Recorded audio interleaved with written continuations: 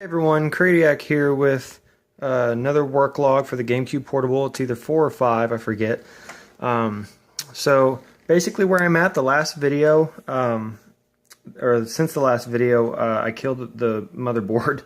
The regulator, this guy right here, right now I have this thing like on an extension, but where the power input was, whenever I soldered these wires on, I accidentally soldered on backwards, and I didn't realize it, so I kept on blowing up, not literally, but I was frying the regulators. Some of them were able to be okay, just the fuse had blown, but in addition to that, I don't know if it was related or not, but I found a short on the motherboard. It could have just been some metal shavings or something that was shorting out some of the layers here, because there's like 5 or 7 layers or something.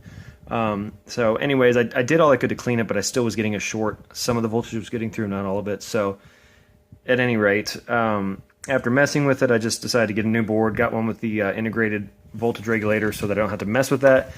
And because I'm using the ZN housing, it's big enough, I actually don't have to trim this board at all. So I did a lot of unnecessary work before. So I didn't even trim this one, that way I don't have to worry about that happening again. And where we're at now, I've been working a lot on the controller and the case itself. So the case is, I'll show the front of it. So the case is pretty much done, at least the front half, minus being painted. I've got it about as smooth as I think I can get it. So I've got, what I did, I can't remember if I mentioned in the other videos, but I took a regular controller.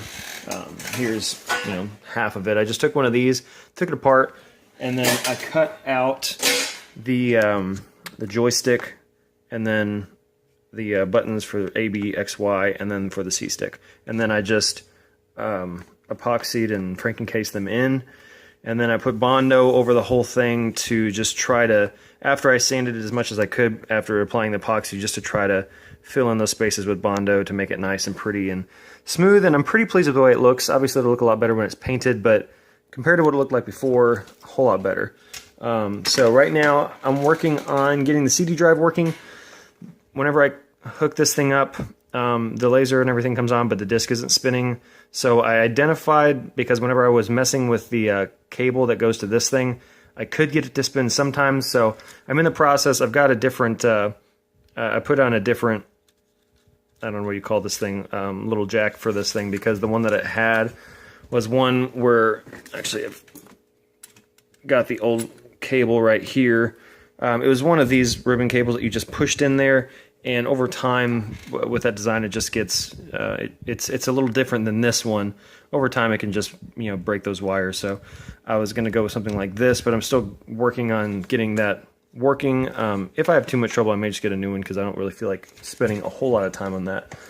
But once that's going on, but everything does power up. It's just that the CD wasn't reading. So once I get that working, I'm pretty sure that, it should power on, games should play and stuff. So I've got the controller in here. I just finished getting all of these little anchors put in place tonight. So, these little things were already in the case, for screwing it together, but I added a whole bunch of other ones. I don't know if you can see it. Hang on, the lighting's not the greatest. Okay, so I added a bunch, as you can see right there.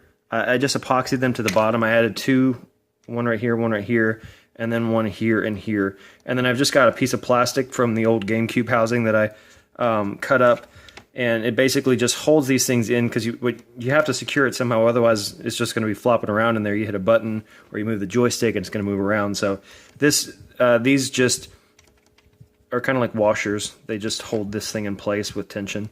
Same thing over here. I had to use some spacers on that one, just because I didn't make the height exact. And then there's also, you can't really tell, but there's two little divots or indents in this side of the board. So I put those little things in those divots, so it also holds it in place by fitting in there. So I still have to do the C-stick. It's right here. I still got to do this guy. So he's going to go right here. I have to get the wires and stuff over to the board. That's what these little guys are for. They'll hook into the C-stick. So I've got all of these guys labeled so that I don't have to take this thing out a bunch of times. I'll have to take everything out to paint it, but other than that, I shouldn't have to take this out anymore.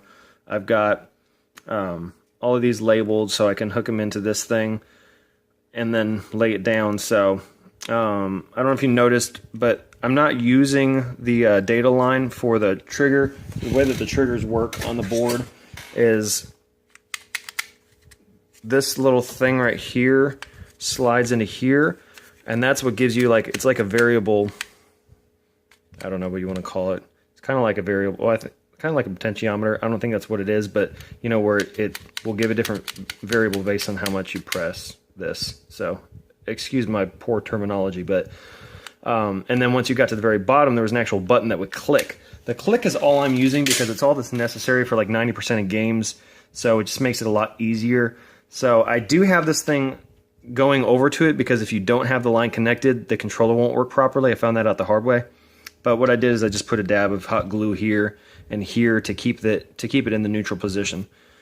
And I've got a couple other things over here that aren't being used yet. This is going to be the ground for the start button, and this is the wire for the start button, and then this is a ground for something else. Oh, for the left trigger. So I'm going to be using these guys for those. These each have 2 buttons, and those are going to be the shoulder buttons. So I'm going to have it mapped to L, R, Z, and start, and that's what this is for. So that's where those buttons are going to go, right on the top. So I'm going to go ahead and put this in here and just show powering up, and you can kind of get an idea of sort of what it's going to look like because I'll have the screen and stuff in there. So okay, so I don't have the anchor set up for this, so it's just kind of laying in there, but I've got the screen behind it. I'm still using the AC adapter, power adapter for power. I do have a battery pack. It's over here. This is the one I've got. So that's what I'm going to be using, but I haven't got that far yet. So let me kind of flip this thing over without destroying it. Oh, hang on one second. I got to hook up my controller real quick. Okay, sorry about that. I just had to connect this to the board. So I'm going to attempt to flip this thing over now. Okay. And there we go. So this is more or less what it's going to look like. So I still have quite a bit of work to do, obviously. Reset switch isn't set up yet. Power switch isn't set up yet, but you power it on, and there it is. So, and I might get a second or two out of this, yeah, before it tells me that the disk drive isn't connected. But as you can see, that there it goes. Let me try to reset that.